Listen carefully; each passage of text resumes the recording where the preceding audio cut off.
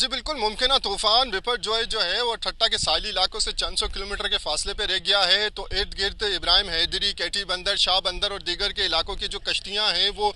केटी बंदर पे लंगर अंदाज होना शुरू हो गई हैं और काफ़ी तादाद में यहाँ पे माहीगीर जो हैं वो अपनी कश्तियों ने आकर के साहिल समंदर पे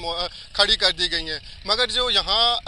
केटी बंदर के साहिली इलाकों के अंदर मुख्तलिफ जो जजीरों हैं उन पर मुकीम सैकड़ों की तादाद में जो माहीगीर हैं, ताहाल ज़िला इंतज़ामिया ने वहाँ से उन्हें मुंतकिल करने के कोई भी इकदाम नहीं किए गए हैं, क्योंकि वो अपने अहल खाना के साथ जो है वहाँ पे अभी भी ताहाल मुकीम है और इनकी तादाद कोई सैकड़ों की तादाद में बताई जाती है। काजर क्रीक है, तुरखान है,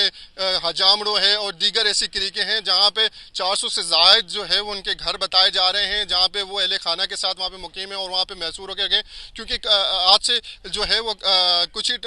दूर ही रह गया है। ये समंदरी तूफान किसी भी वक्त जो है वो ठट्टा के साहिली इलाकों से टकरा जा सकता है, लेकिन जो समंदर के अंदर मौजूद जो जजीरे हैं वहाँ पे काफ़ी अफराद वहाँ पे मौजूद हैं। ज़िला इंतज़ामिया तो ने कहा है कि हमने यहाँ पे रिलीफ कैंप्स भी बनाए हैं, लेकिन हमने जहाँ तक देखा तो वहाँ पे हमें कहीं भी कोई भी रिलीफ कैंप यहाँ पे नज़र नहीं आया है और इंतज़ामिया के बुलंदोबान दावे के बरअक्स जो है यहाँ पे माहीगीरों को किसी भी किस्म की सहूलत और यहाँ पे